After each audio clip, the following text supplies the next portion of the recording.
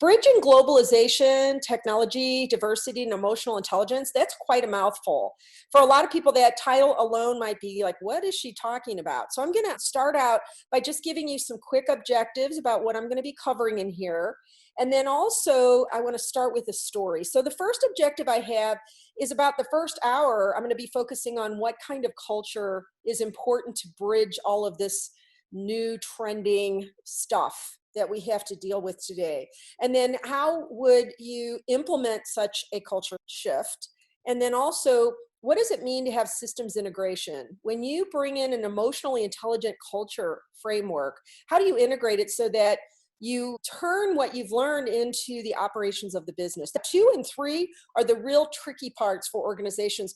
Lots of companies are learning more and more about emotional intelligence and what is happening within culture, but they don't really know where to start or how to move forward along the continuum. As I mentioned, I want to go ahead and start with a story. And this might feel like, what does this have to do with globalization and all this bridging and everything? But I think a story can really say a lot in itself. And I'll be referring back to this story. And this is a story about a school that we worked with. We work with mostly corporate and government and nonprofit entities, but we also work with school districts. And we've even done huge reform projects in schools where we've worked with parents, teachers, students, and administrators all at the same time, teaching them emotional intelligence and culture shift, concepts and tools. So this happened to be a school where this 8th grade teacher was using our culture model, which is called a responsibility-based culture model. And she was holding regular weekly classroom meetings, which really you would see nowadays as something like cross-functional teams within the classroom.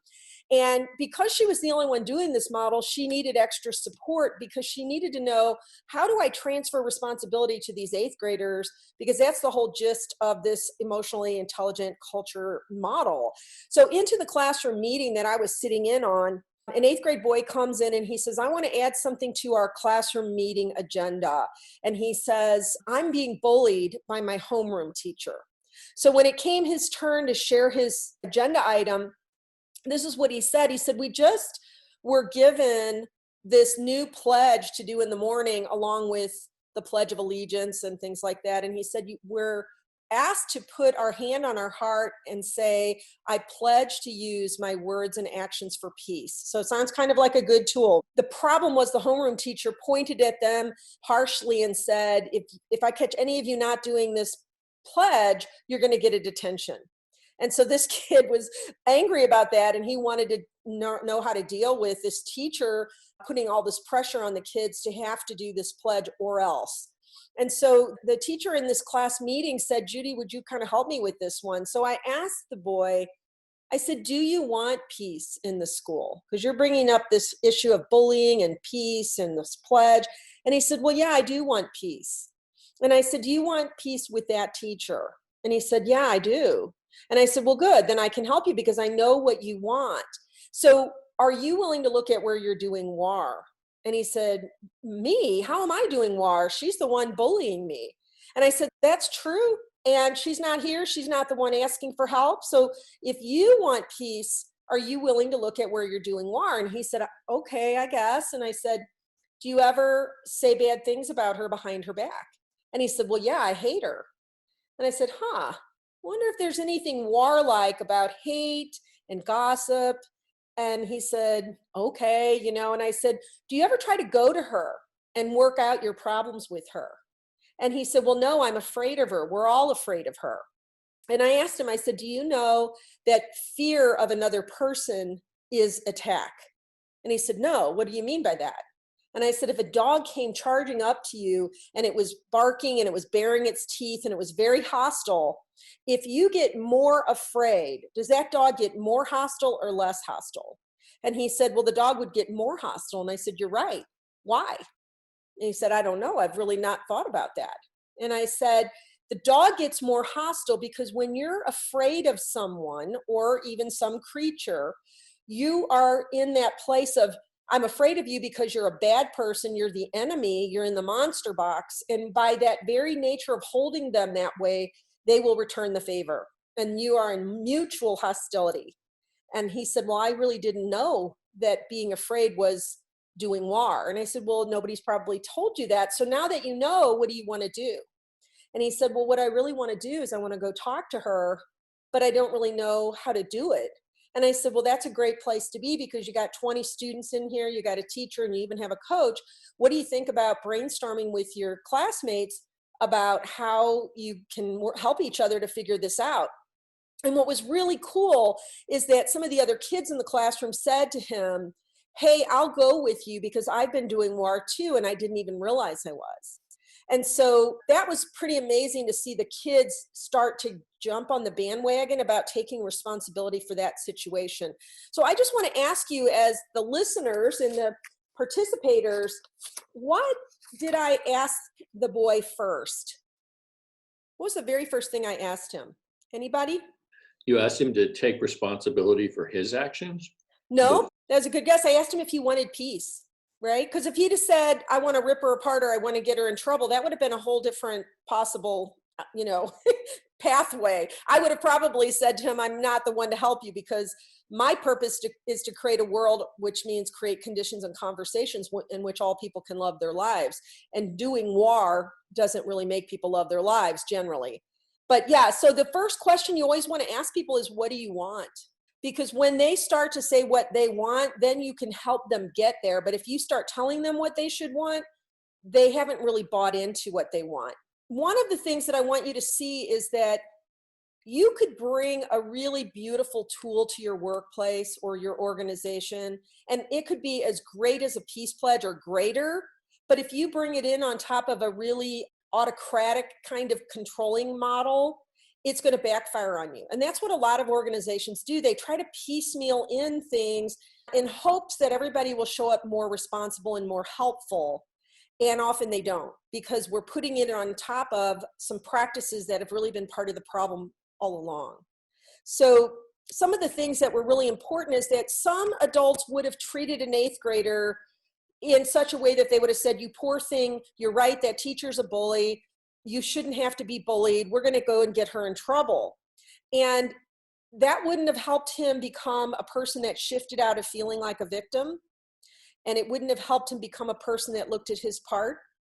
And it wouldn't have helped him to become the person who is under the authority figure, but was going to take a large role in resolving a problem with the authority figure, which is absolutely essential for this person to become a good authority figure himself. So part of what the emotional intelligence is an ability to use your power in a different, more constructive way. And by one person holding that responsibility, everyone's responsibility level has a greater chance of rising with it. That teacher even came to me and said, I know you've got some big school reform projects coming.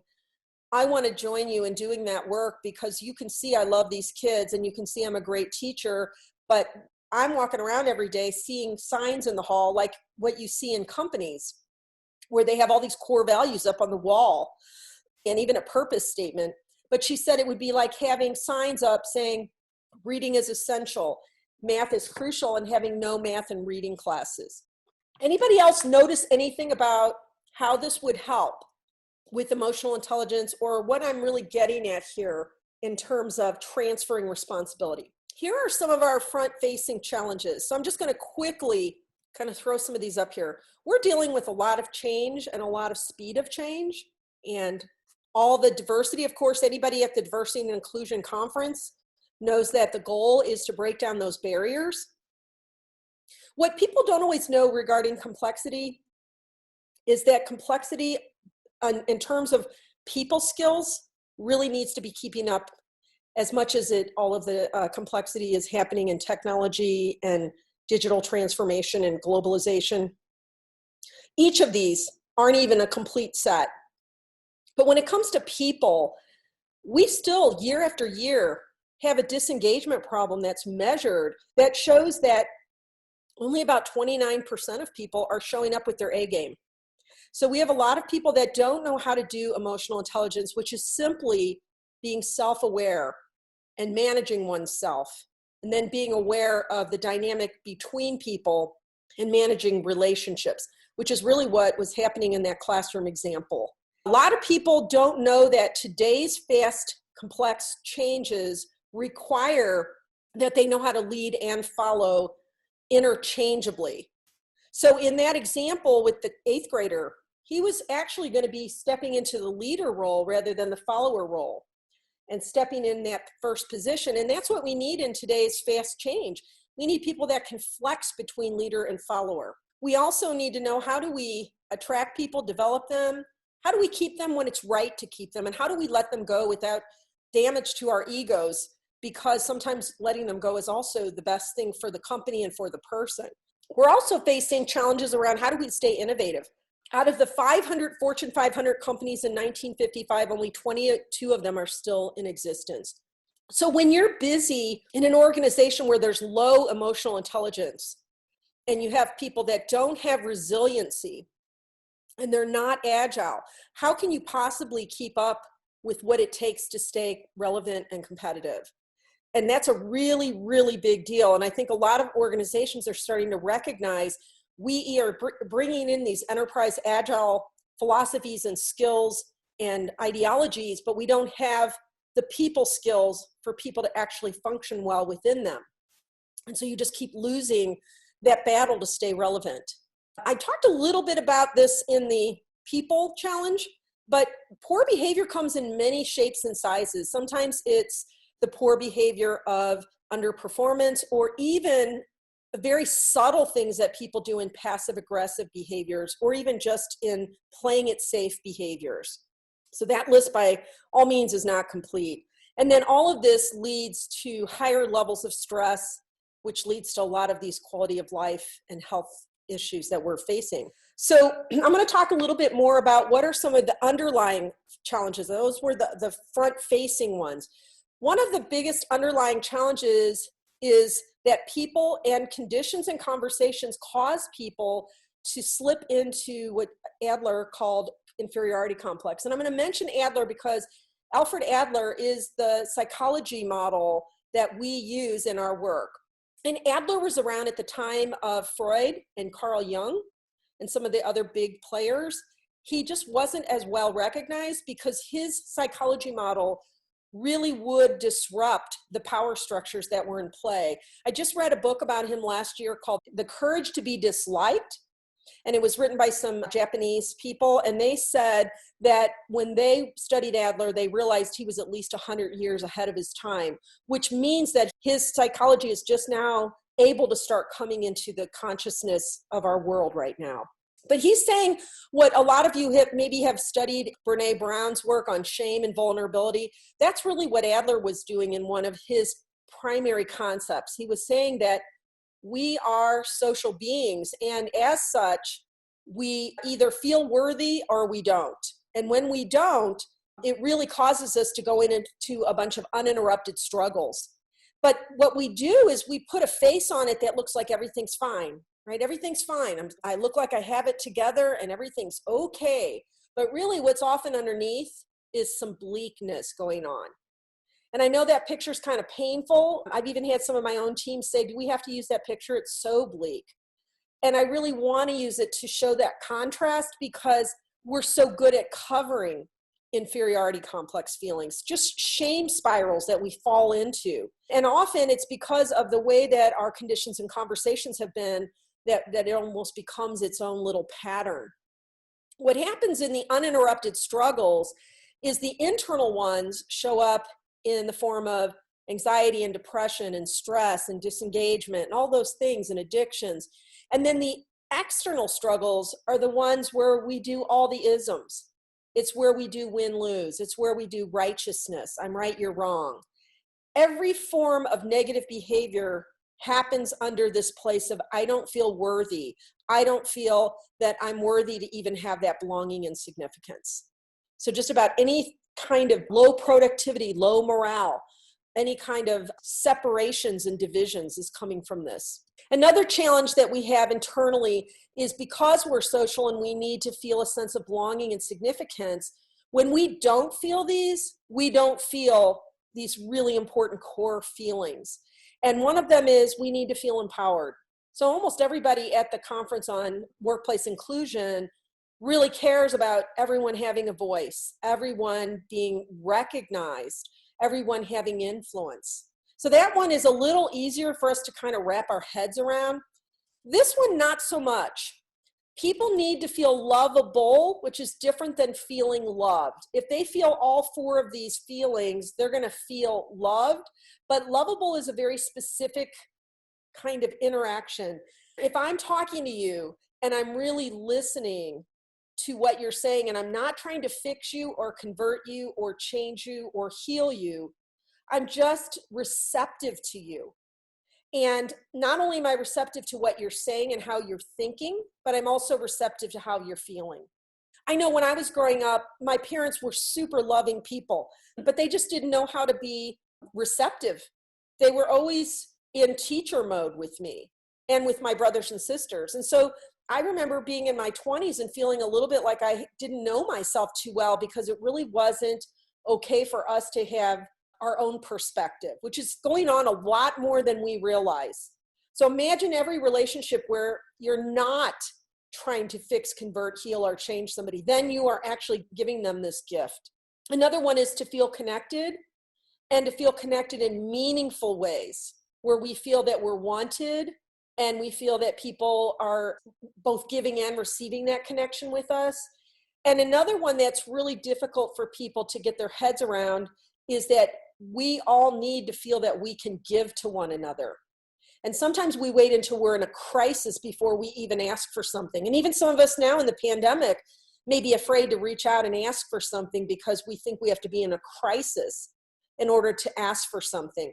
And in reality, we're really robbing one another of that ability to contribute to each other.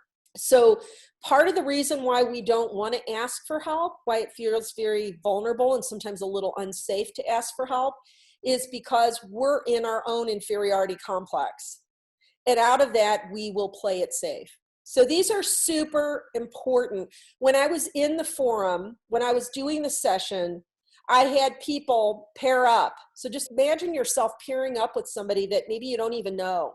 And I asked the audience to choose a caring gaze for the person across from them. It was all free will. If they didn't want to, they didn't have to, but just I was asking them to do what they could to make this caring gaze.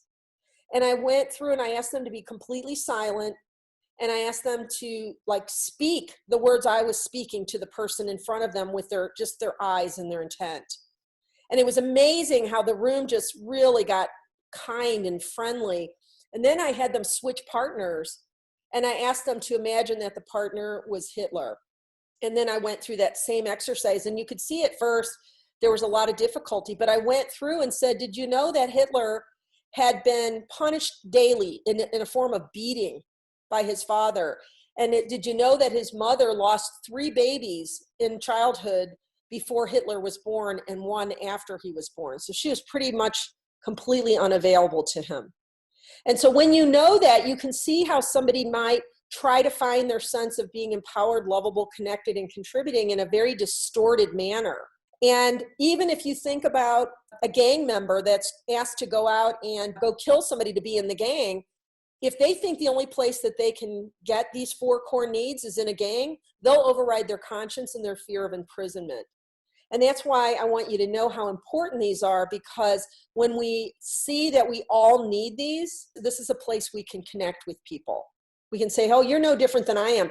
In fact, this work was done in a prison in Florida, and the typical repeat reincarceration in prisons is about 70% nationwide, which is very similar to the disengagement numbers every year. And when the Adlerian approach was brought in, that number dropped down to 4%. Partly because the people that were helping said, look, take yourself out of the monster box. You're no different than I am. We all want these same 4 core needs. You may have not had as many options in your head for how you could have gotten them met. So why don't we work on that? And they were able to get out of the cycle of crime. And that's what we see when people adhere to valuing these 4 core needs and finding appropriate ways to get them met. Another thing that gets in our way is that we don't know how to go all the way through inauthentic teamwork to authentic teamwork. So when we meet people, what often occurs in the beginning, and it isn't bad, it's just a little bit pseudo. We focus on all the things that we have that we can agree on, which is fun. It's kind of the honeymoon phase when you're dating somebody or when you're getting to know a team of people. But what happens is some people get really stuck in this pseudo community and they don't want to have any conversations that could rock the boat. So it becomes very superficial, becomes kind of boring. It's playing it safe all the time. And it really isn't as creative as it needs to be. So what happens is as we start to realize, hey, people just don't agree on everything, we go into this place with one another where we try to fix and convert and heal and change each other. Oh, let me tell you how you're wrong and I'm right. Wait a minute, you didn't hear me. I'm right, you're wrong. So that is where we leave relationships, whether it's in a marriage, whether it's in a company. Even if I stay in a company and I'm in chaos with people, I won't be as engaged with them. I might be there just doing what I have to do to get my paycheck, but I've emotionally left people. So what's really critical is that in emotional intelligence, you learn how to bypass chaos or get out of it really quickly and to recognize when you're in it. Empty sounds like a kind of negative thing. It sounds like isolating in a bad way. But really empty is emptying yourself of all of the agendas you have for fixing, converting, healing, and changing the other person. So that's what you're emptying yourself of. Hopefully you can make the connection between that and what I just talked about in helping people feel lovable. When you're in empty, you're receptive, you're respectful, you're disclosing what you think and feel and your opinions and ideas, but not for the purpose of changing the other person. And so you become a person that even recognizes the differences in a somewhat open and compassionate and appreciative way. So empty is a great place to head toward. A lot of people that first hear this will say to me, but how are you ever going to get anything done if you're not trying to fix anything? Well, you don't fix anything until people know that you respect them deeply, that you're deeply present with them. And then what happens is you more automatically go into a healthy sense of authentic community where you can be straight with people and say, hey, this is what I want. Would you be willing? This is what I'm expecting. Will you do this willingly? This is where you are honest with people. This is where you are seeking more excellence with them, going deeper with them, following through when you say you're going to do something. All of those things fill out the value system for true authentic community. But if we bypass this process of empty and we get stuck in chaos or pseudo community, we're kind of done for. And what's true on the micro level is true on the macro level. So the more we do chaos with other nations, with other organizations in our global neighborhood, it's going to be reflected both in the micro and the macro. Another challenge that's an inward challenge is what's called unresolved psychological contracts. And psychological contracts are simply people having their own idea of what they're entitled to get or receive and what they're expected or required to give. So everybody has their own idea of that. And yet what happens is when we don't align on that, that's when people will start leaving.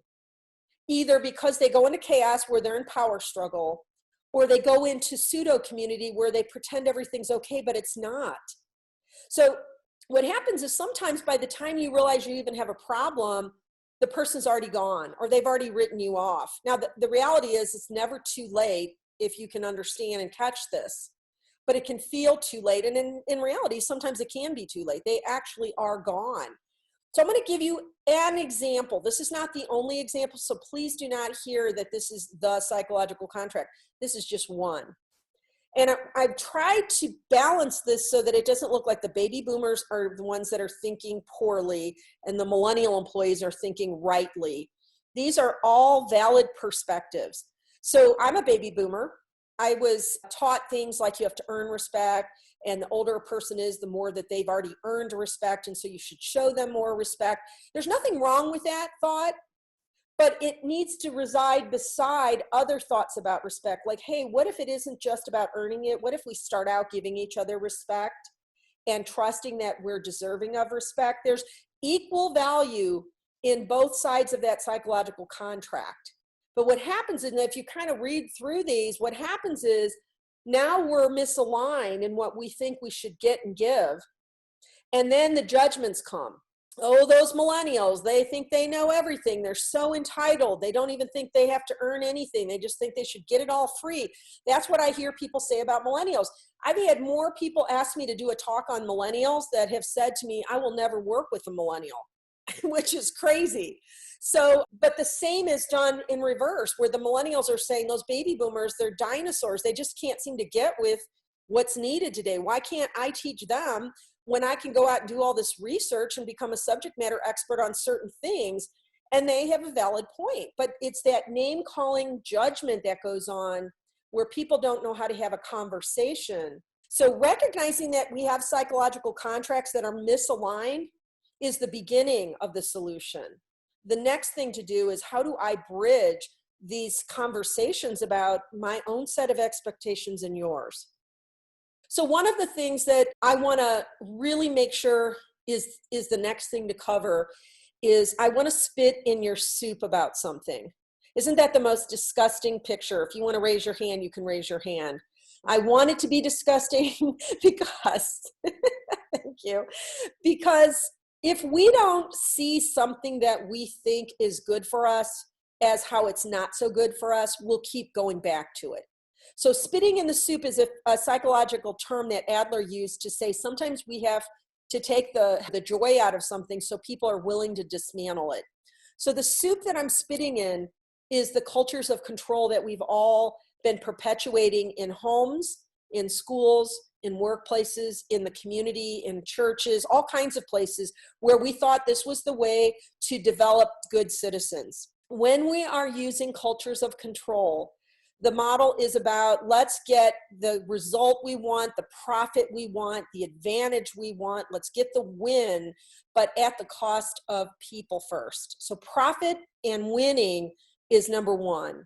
It's often very transactional, where we start treating people as though their worth is about what you can do for me. It's very much focused on a hierarchy. And it's very much focused on externally motivating people and getting them to comply with what I want them to do. It's very interesting. I'm happy to send you guys an article on this, but I just read the book by Malcolm Gladwell called Outliers. And I forgot this part of the story where he shares about the Korean airlines that had like crash after crash after crash. And what they found was that the reason they had those crashes when they listened to the black box is that the Korean culture was such that you never got too assertive with the authority figure. So maybe the main captain in the airplane cockpit, they wouldn't question him. Or if they did, they would do what's called mitigation, where they would diminish what they were saying. And they discovered places where the second in command or third in command were trying to put messages to the captain or to the people in the tower, but they were doing it so wishy-washy that the captains and the people that had to make the final decisions weren't picking up on it. And people were dying. Hundreds of people were dying because of this. And it's called the power distance index. And so when you use control models, that power distance index is bigger and bigger and bigger, which means that people are not going to be as assertive or as helpful because they're going to be coming from a state of fear regarding the authority figure, even to the point of seeing something disastrous and avoiding that feeling of being presumptuous. So it's really powerful to know this. So the kinds of control models, some of these may be very obvious to you and some may be kind of a surprise to you. The first one is where we use autocratic behaviors. We call it power over and power under dynamics, where the person in that role of leadership holds a belief about people that they can't really be trusted, that my job is to police them. I'm wondering right now how many managers and supervisors are freaked out because they're used to doing autocratic and they can't control people from a distance in this way. The chances are, if you've been using an autocratic model and your people won't function well without one, they probably never were, even when you thought they were, because real control comes from the inside. So what you cultivate in this is people that will resentfully comply when you're around, or they're going to get frustrated with feeling dominated and they're going to rebel and resist. Another one that a lot of people thought was a good replacement for using an autocratic approach is use of incentives and rewards. And the belief you're holding about people when you dangle carrots is without me giving you this extra motivation, me being the one to motivate you, you're going to just be selfish and lazy. So I'm really trying to get you to go jump through the hoops and do what I want. Now, originally, this method was really widely accepted because the studies looked as if this always worked. And the problem with that is the studies were done on animals. And with animals, dangling a reward always works. But with human beings, what was found in the research is that when you would dangle carrots in front of people, you actually cause them to reduce the motivation that they would have to begin with.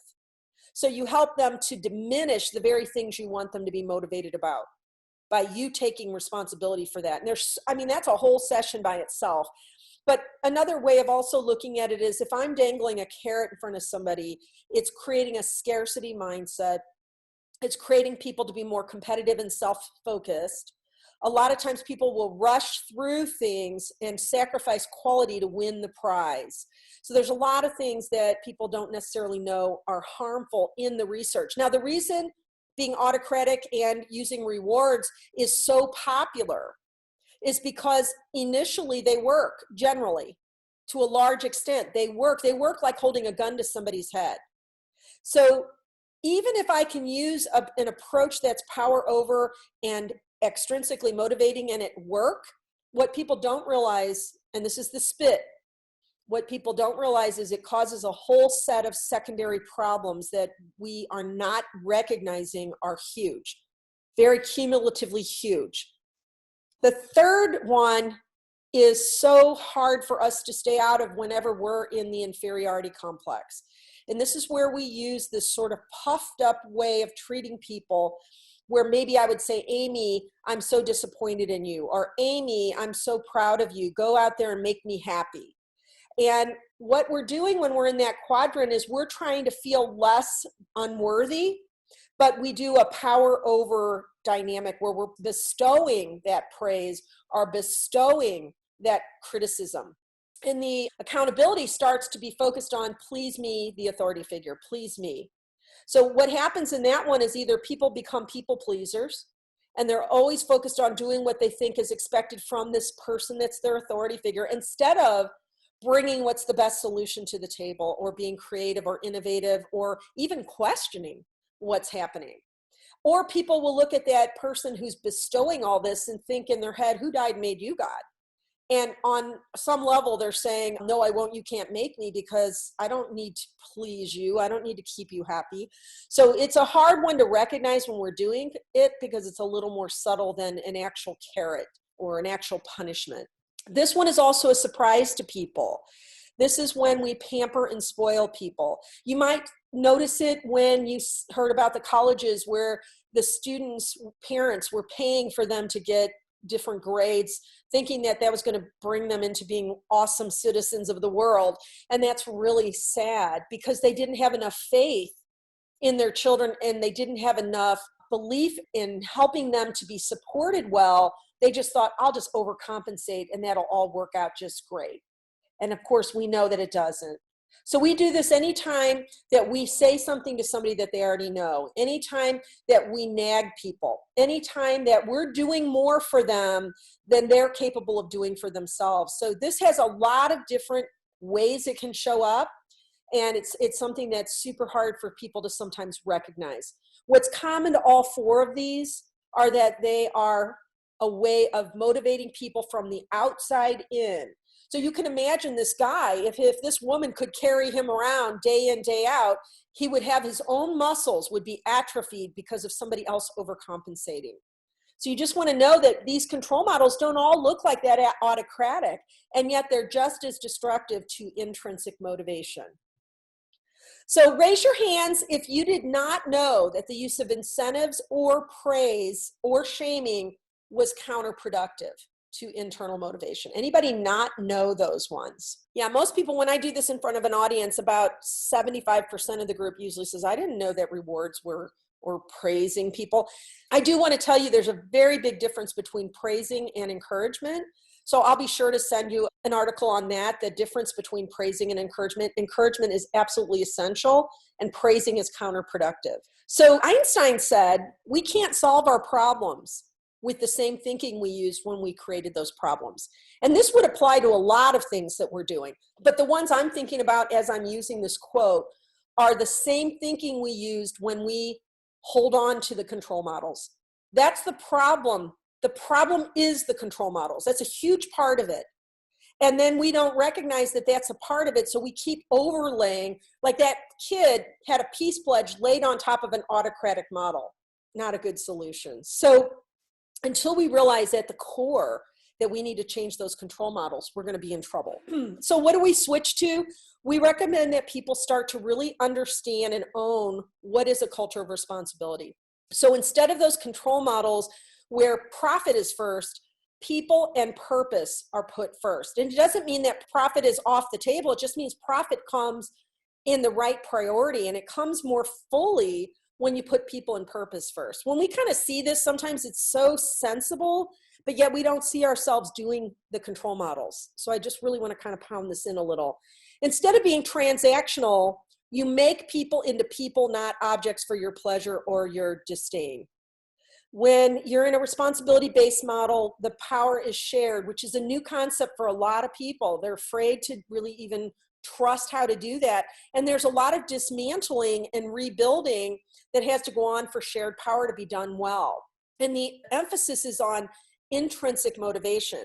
That's why that teacher wanted me present for the classroom meeting. She knew that the whole approach of a responsibility-based culture was transfer of responsibility, but she wasn't always sure, how do I do that? So I was able to go in and demonstrate and model it, but she knew that this was her ultimate goal, is how do I help them choose and build? And a lot of times that means we're doing things that are more Socratic. We use the phrase SLAM, say less, ask more. It helps people build their intrinsic motivation. And then what is also true of this model is you don't settle for compliance. Generally, turns out to be resentful compliance, but you don't settle for compliance. You go for full accountable commitment from people, which is very different in its feeling, in its side effects, and in the level of quality that you get. So in a responsibility-based culture, you hold a belief about people that's hard sometimes to do until you really get, like really committed to this. It's the belief that people are great and they want to be great. And a lot of times they don't look great because these 4 core needs aren't being met. So in the other models, in the control models, I don't know if you remember, but the beliefs were things like you're selfish and lazy, you can't be trusted, you're less important, you're less capable. So the beliefs are very different in this model. Another difference is instead of managing, motivating, judging, and spoiling people, your job is to mentor them and to even mentor them and let them mentor you back, because you're all learning how to help each other pick up responsibility. And what Adler said was really important is responsibility for your own tasks. So that means that your tasks include things like managing your relationships, managing your productivity, managing your engagement level, managing your plan for moving forward in your life. And that's what was occurring in that example of that story, handing that task over for that 8th grader to go and manage that relationship with that teacher in a way that was supportive to that student. What you do is you develop people who are very self-directed, fully engaged, and the reason is you're focusing always in this model on building their internal motivation for things, which is their internal reward system that has more to do with caring and service and purpose fulfillment and things like that. I highly encourage you to watch the movie Happy, which is a documentary, and then watch the movie I Am, that's about Tom Shadyac, who was the director on the other movie. And it's really about what really causes happiness in us. And it's our own internal reward system. And it's not what we often are taught it is or think that it is. And it's a really powerful set of movies. So in this model, everyone is mentored. Setting aside a time specific to working on these skills brings that clarity, needed clarity to the team. First off, I get a chance to be seen and be heard by someone directly. In my mentoring sessions, I feel important and I feel listened to. I also love the fact that I'm able to practice the tools that we learn in our sessions one-on-one so that I can then take it back to the actual scenario that's happening and practice it live. Well, when I'm being mentored, I feel like that it's a validation of the things I'm seeing. I get an opportunity to kind of talk about my fears and how I can develop as a person. Nice. It's really nice to get the mentoring because it's one-on-one. I can read a lot. You can read any book or get any information, but actually applying it to my specific instant situation is different. Having the one-on-one time very, very much helps with that. So I hope that you paid attention to the energy of every person in that video. They sound responsible. They sound at peace. They sound confident. Mentoring is number one when you bring a responsibility-based, emotionally intelligent culture to life.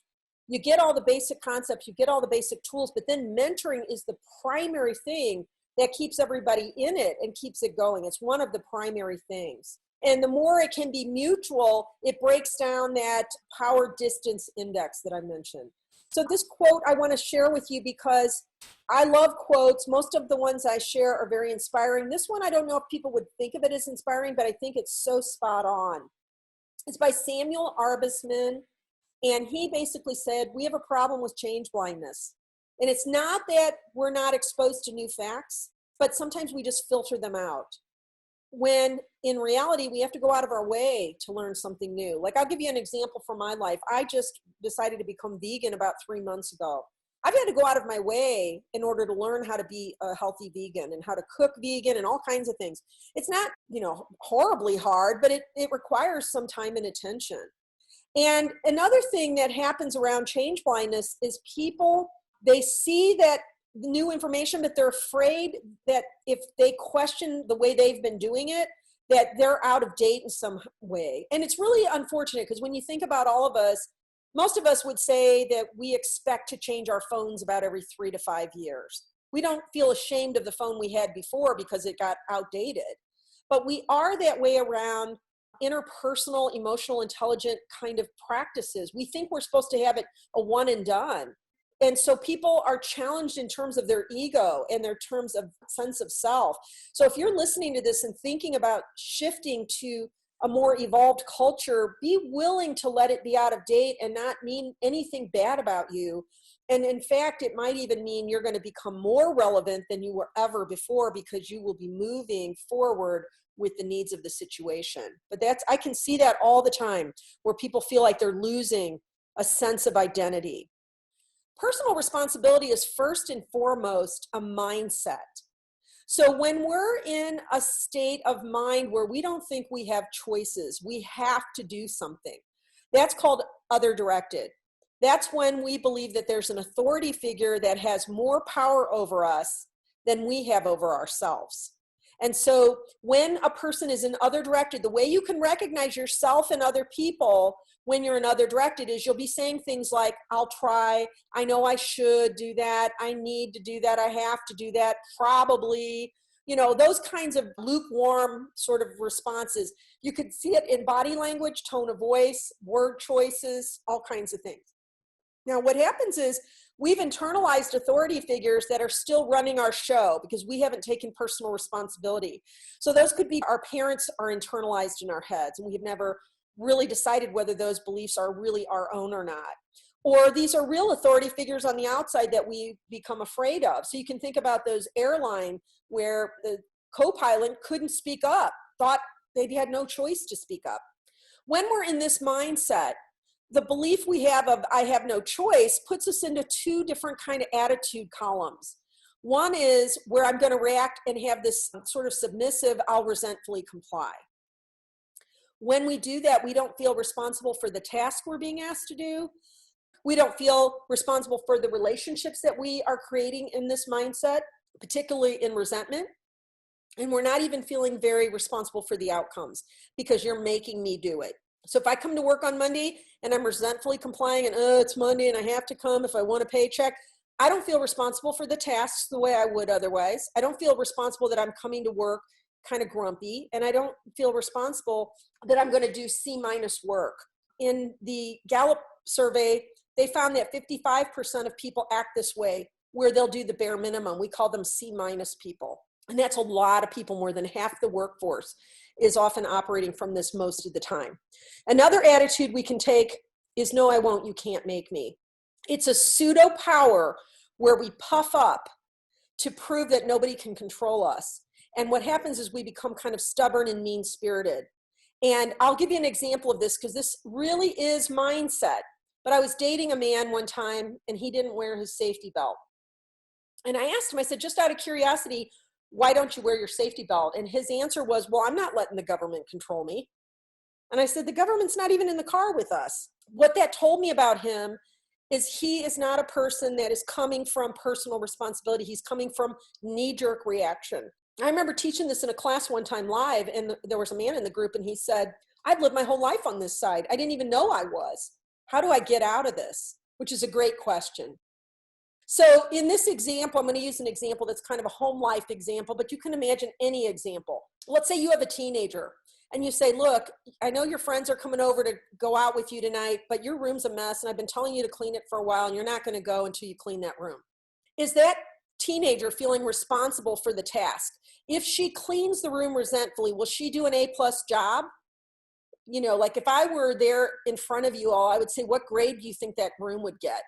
If she doesn't do the room and says, well, screw you, Mom, I'm not doing that room, no matter what you tell me, is the room on her radar?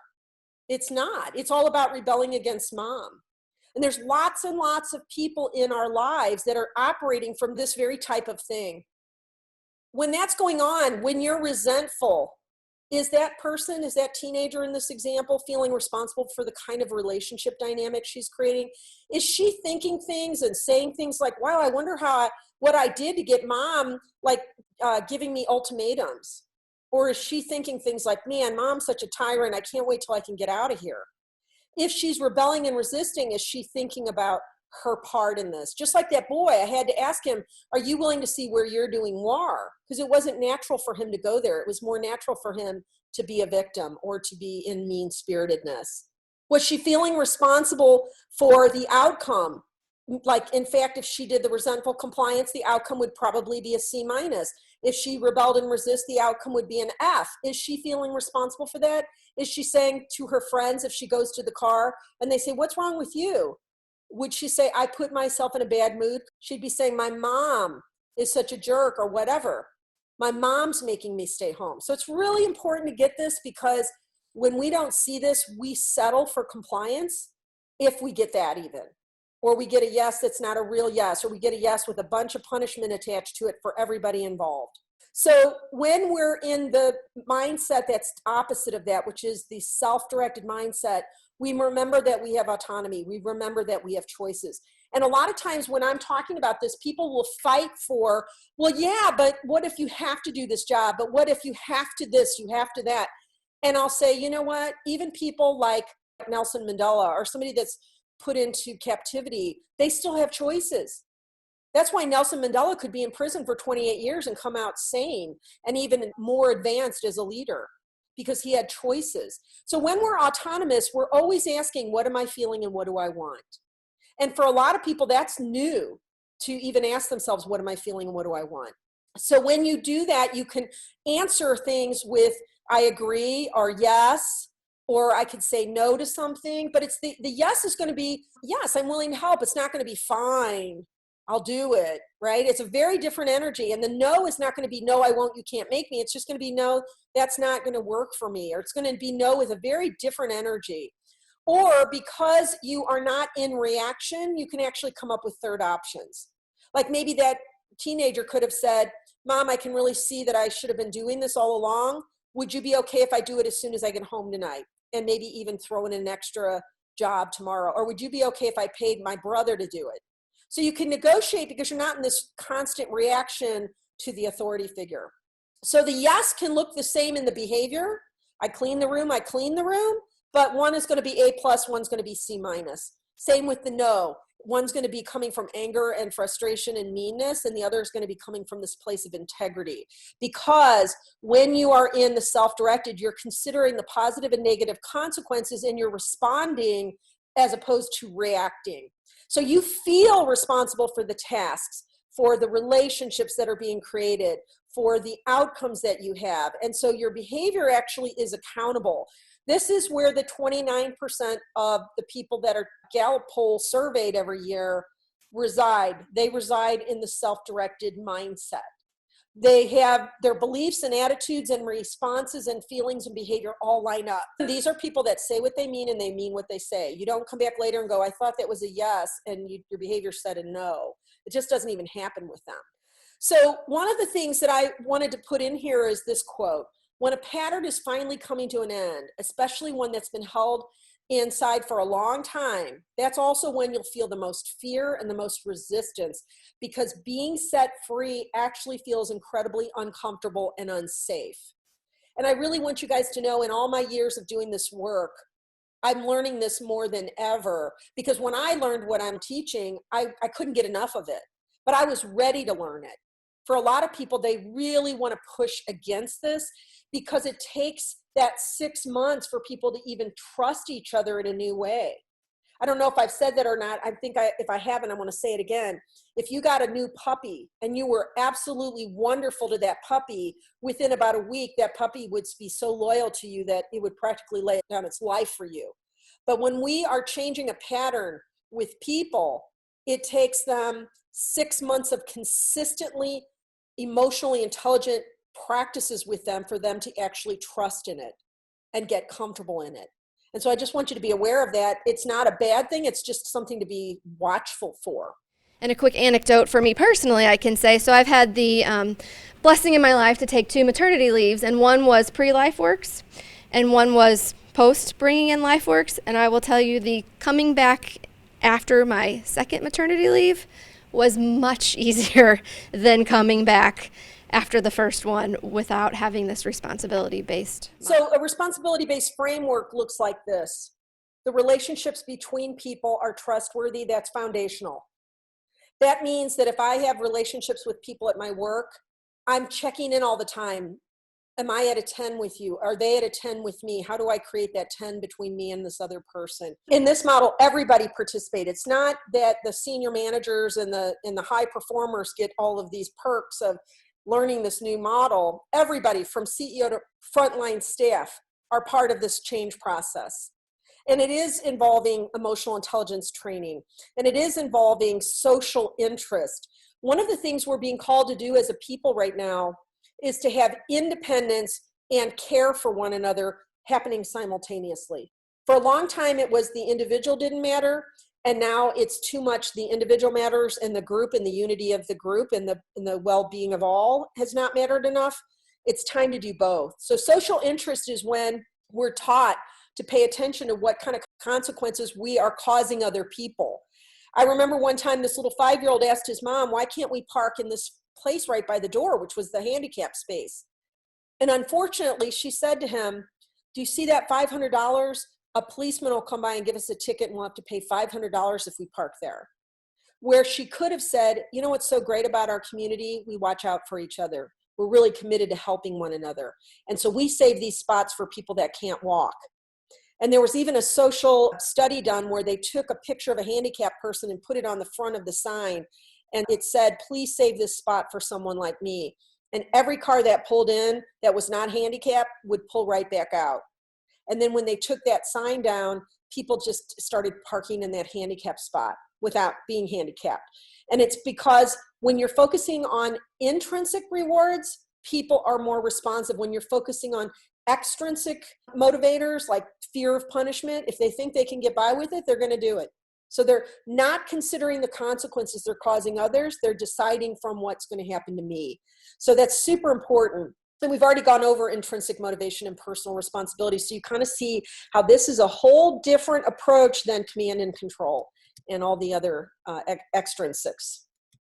It's hard to measure the efficiency that we've gained from having a common set of tools, but I know that it's saving us time in meetings, troubleshooting issues quicker. I really think it's super important that everyone's included in there and the process and the teachings, mentoring sessions.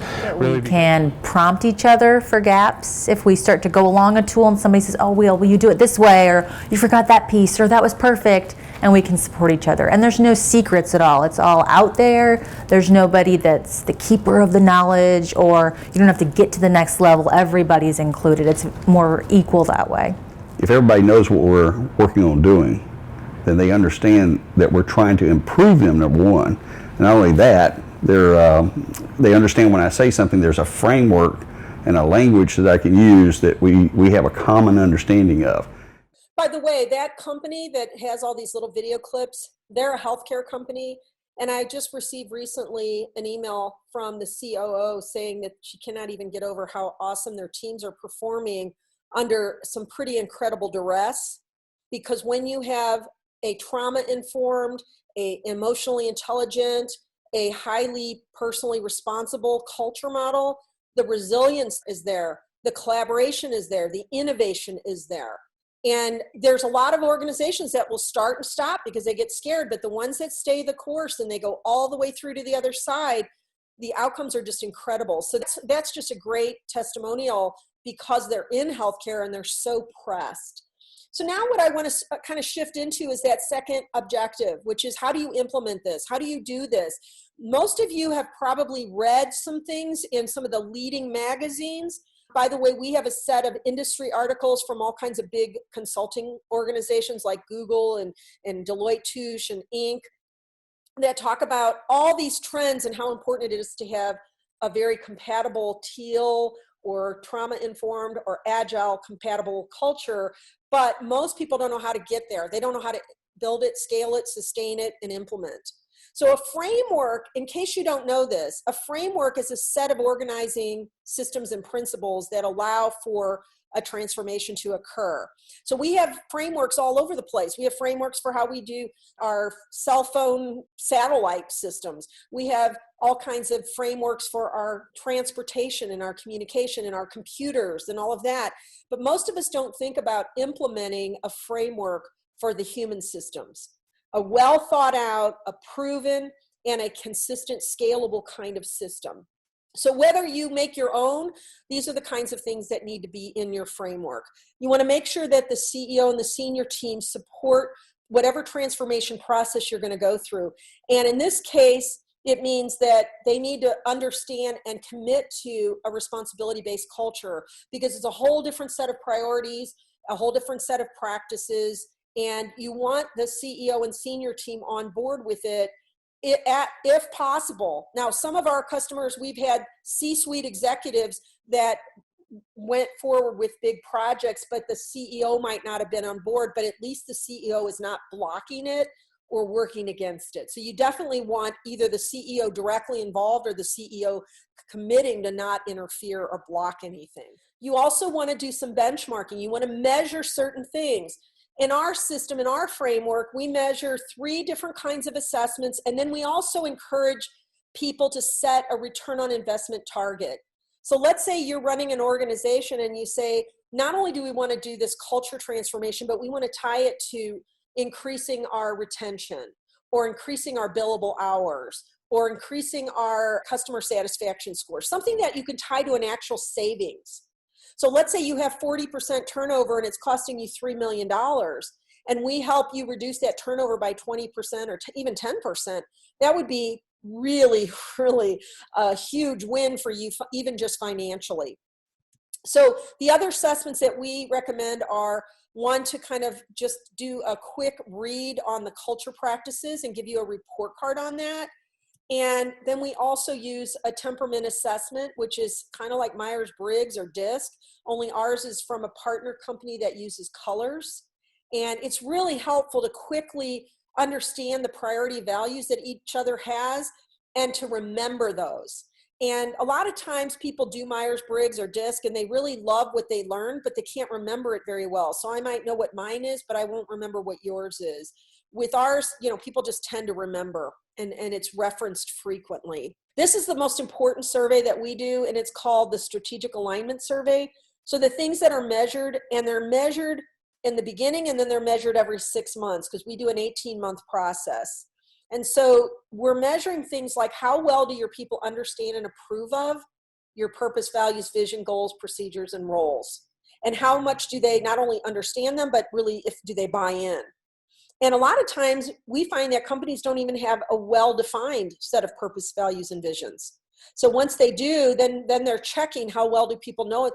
People should know those things so easily that they can roll them off their tongue. And if they don't, something's wrong. It's also measuring what kind of trust we have, what kind of behaviors do we have that are trust oriented, and where are there big trust gaps that we need to close. And then the third thing that we measure in this is what is the perceived engagement levels. So just like Gallup says, these many people are actively disengaged and misbehaving and doing all kinds of costly things to the company, and this many are sort of mediocre C- people. You want to know how your team views each other, so that whether it's in between in the departments or whether it's corporation-wide or both. So we do those and then redo those so that we can show improvements and where to focus as top priority. The third step is making sure that the senior team members are all on the bus about how they're going to roll out the transformation process.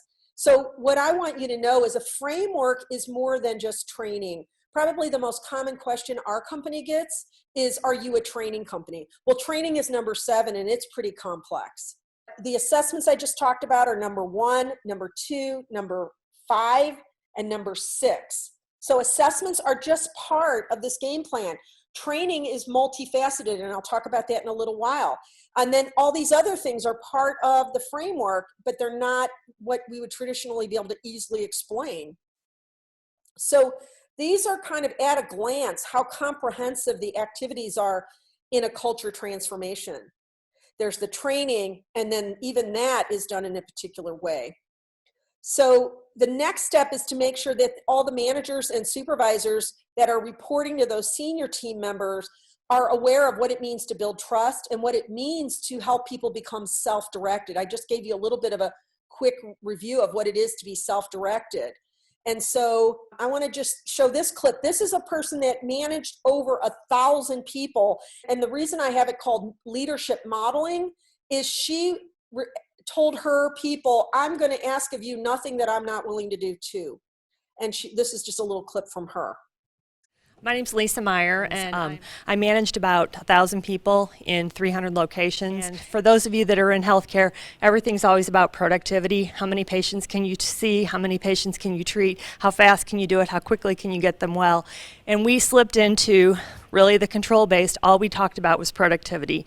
How can we get your productivity up? If your productivity's not up, we're going to write you up. We're going to terminate you.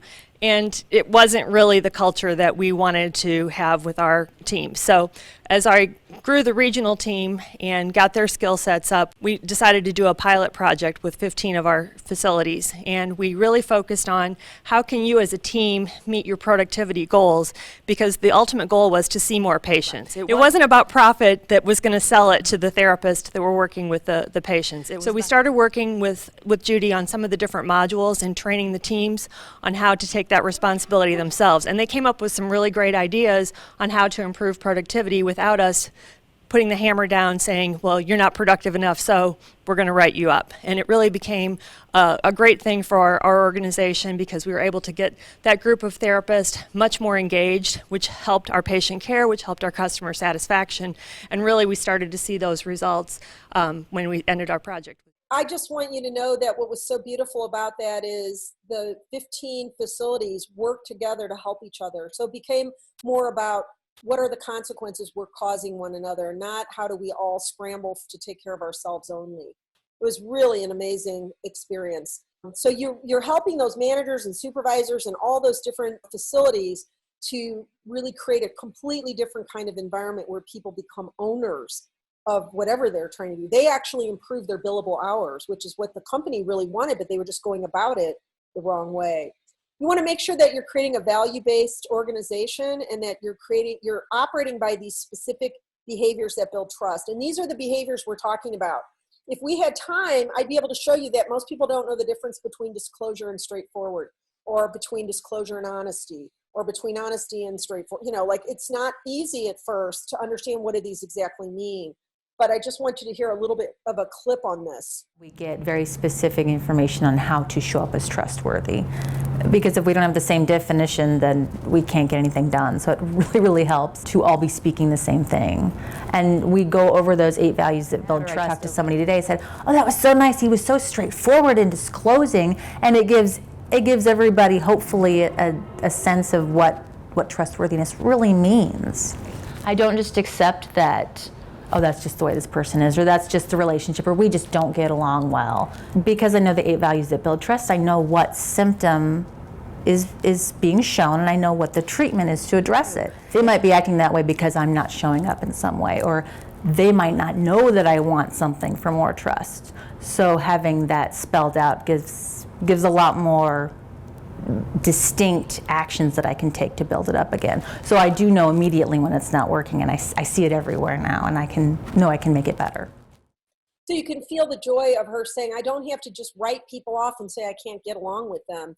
And these are the 8 values that we measure the gaps on, and then we remeasure them and help people to realize which ones need attention first. So that's what it means to build a value-based culture. And we use this in mentoring. If I were working with any of you in a mentoring capacity, I might say, Adriana, do you have any relationships that are not a 10? And maybe you say, yeah, I have 2, and one's a 6 and one's a 4. And that tells me how critical that relationship is. I don't need to know the names. I don't need to know the story about the problem. But I would then say, Adriana, which of these 8 behaviors are you not doing well with this person? Maybe you're not disclosing to them that you have a 4. And so you would give yourself an X in the box around disclosure. Or maybe you're so disgusted with them, you're not seeking excellence or respecting them. And so you'd be looking at your part in this. And then you'd be saying, what is this other person doing poorly in terms of trust with you? And you mark those boxes. And then I might say, Adriana, just pick 1 or 2 of these that you'd like to work on, and then we'll pull out the toolkit and you can practice how you're going to approach. That all happens within minutes, not hour-long conversations. There's no big long story, but it helps me to help you move from self-awareness and social awareness into self-management and relationship management. So that is a direct example of bridging whatever's going on with emotional intelligence. So this is the next step, which is now we're getting down to what is the point of all of this? The point of all of this is to give people opportunities to cross-function on teams. And this brings up a really important point based on some of our training.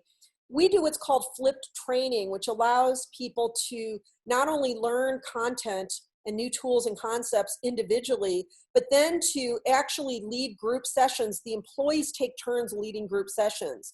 And they review that content and they practice it and they decide if they're going to take it on.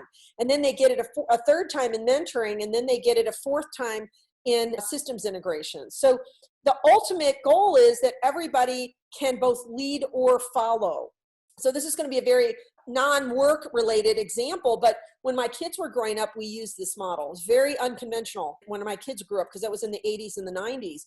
And we would teach them how to lead a family meeting by the time they were 4 and 5 years old. So one time we were asked to demonstrate a family meeting then was for my kids, and we had the 5-year-old run the meeting. And people in the audience said, oh my God, we never thought a 5-year-old could have that leadership development skill set. And I said, what you don't know is I'm a dominant mother, and I had to learn how to be a good follower to a 5-year-old because I wanted a steamroller. So a lot of times you have people in a company that are good leaders, but they're not good followers. That would have been me. And then you have people that say, oh, I'm not a leader, and they need to have practice to be cross-functional, not only in terms of their departments or their skill sets or their roles, but cross-functional and even being leaders and followers very agilely. And when we don't have that, it slows down everything, and we can't afford that in today's fast-moving times. So what happens is when you give people these opportunities to do that in the real process of change, then they get to a totally different place. So I just mentioned flipped training.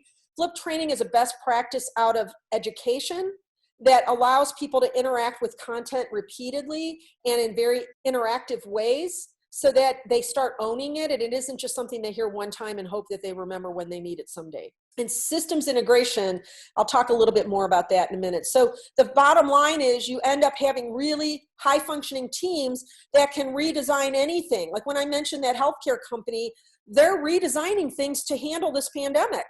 And they don't have to worry about being slow about it or doing it poorly and doing it with a lot of stress and competitive problems because they're so good at cross-functioning all the time. And so they're doing fine through this crisis. The final of the 3 objectives I had for you is systems integration. Systems integration is integrating what's been taught in the microcosm within individuals and making sure that it's integrated in the complete macrocosm. So the behaviors that become very standardized in a responsibility-based culture are everybody is mentored every month without any exceptions. And we have a very strict set of guidelines for how to do that mentoring. It's not counseling, it's not advising. It's very, very Socratic, and it follows very strict guidelines so that it's really efficient use of the time, and it gets people from awareness into action. Again, this could be a manager mentoring an employee and the employee turning around and mentoring the manager, which is very much breaking down artificial power structures. Doesn't mean the manager doesn't have more authority in certain areas, but it breaks down that sense of my power is very different from your power. It's not. We also do that constant assess and course correct, assess and course correct. That's a standardized behavior. It's also that you integrate the values. If you have not read the book Delivering Happiness by Tony Hsieh, and his last name is spelled H-S-I-E-H. He's an Asian American that started Zappos years ago. He wrote a great book about how to integrate values into the operations of the business. And we do that as well. We even have an infrastructure that we give to companies that work with us so that they have all of the ways that they can build all of the concepts and tools out into the day-to-day and be managed by groups and so on. This is a quick video on when you have a responsibility-based workplace, your employees become leaders within the culture. It's not more burden on the managers, it's more shared support of the culture by everyone. The employee leader is any employee who has completed that at least that first 12 months. An orientation candidate is simply a person who starts in January or comes in after January and is going to be onboarded. And an employee leader could be also an orientation candidate. Some of you guys did that. In your first year on board, you also stepped up to the plate and said, I want to teach it while I'm learning it. That way we can kind of both interject at the same time. Do you find that you're getting good response to this process that you're doing? Yeah,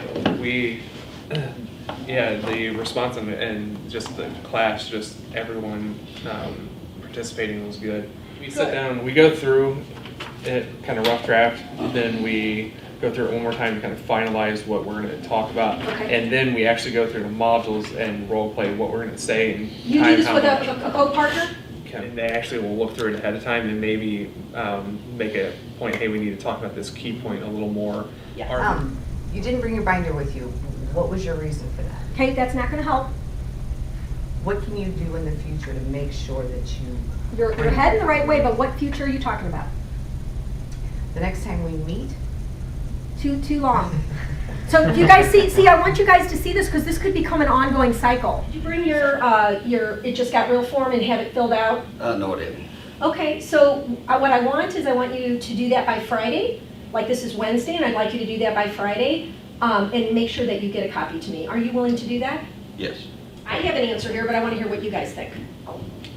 I don't see how it's different than any other issue that they would be having, whether it's with management or without. So one of the things we talk about is when you have an issue with somebody, that you talk about the issue and not really focus on the person. Right. And so then you can really focus on the issue and then work through the issue itself. How to resolve it, correct? Yes. Something you learn it so much more than when you're just on the receiving end of it. And imagine if Erin was trying to do this without your help.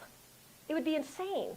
She wouldn't be able to do it. And imagine how good it will feel when you guys get to the day where you can mentor Erin if she needs it. Because this isn't about I'm above you and I know more than you. This is about I'm here to support you and make sure you're well onboarded and you're well tooled. And then it's all about helping each other. So don't even hold yourself in this box of I'm only an employee leader to this person.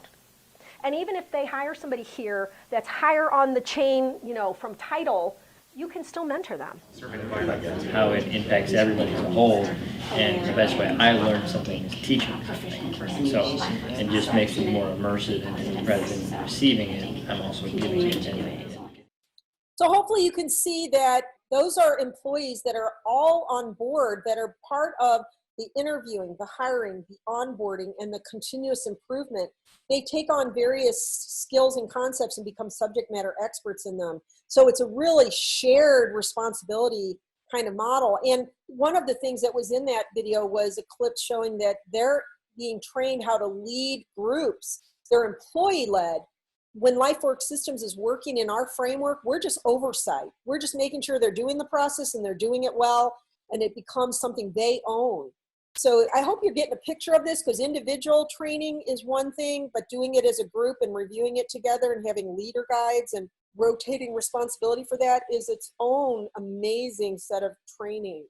So really the commitments to this kind of work are you willing to go out of your way to, first of all, dismantle the control models and to choose a responsibility-based system? That's the main thing that companies need to know when they're looking at a transformation like this. And that means that you give about 4 hours a month to this whole process. You have to do your individual modules. You have to sit through a 2-hour group review every month with a small group of your people. You go through 30 minutes of mentoring. So that's really what you're going out of your way to do. And then are you willing to put your past behind you and consider that it's just time to let it go, that it could be outdated? So we are at the very last screen. I've got one quick quote at the end, and we've got 5 minutes, about 6 minutes. Does anybody have any comments or questions? I appreciate you all hanging in there with me here. And there's a lot of depth there, a lot of things to be considered. I don't really have questions. Very informative. I'm glad that you found it informative. Hopefully it's not too overwhelming. I just want to say this was awesome information. You put a name to a lot of the information that I had been imparting when I was working for a nonprofit. So I want to thank you so much for doing so. And yes, I'd like more information. I have tons to share with you guys if you want to get more understanding. And I even want you to hear me when I say this. I'm not telling you you have to buy my framework to do this. You just want to know what you need in your own framework, however you do it. It's something that is as complex, like even Agile came out of the complexity of software engineering. And now companies are adopting Agile across the enterprise. But it came out of a complex situation. That's what's happening every place we need a system. It's just managing complexity. So even if you build your own framework, just know some of the pieces. Hopefully this gives you an idea of what you would put in your own, so you know how to do it. But I want to remind you that you are braver than you think, and you're more talented than you realize. And that applies to everything right now. You're braver than you think in this pandemic. You're braver than you think when it comes to the world that we're facing, the world that we've been facing, and the world that's coming. You're brave. You're brave, and you're full of goodness and light. And you have lots and lots of talent you're not done with. If this all feels new, you got more in you. We need the more that's in you. And I just hope you can remember that. And I hope that I can leave you with that thought so that you know that you are needed and wanted in this next process.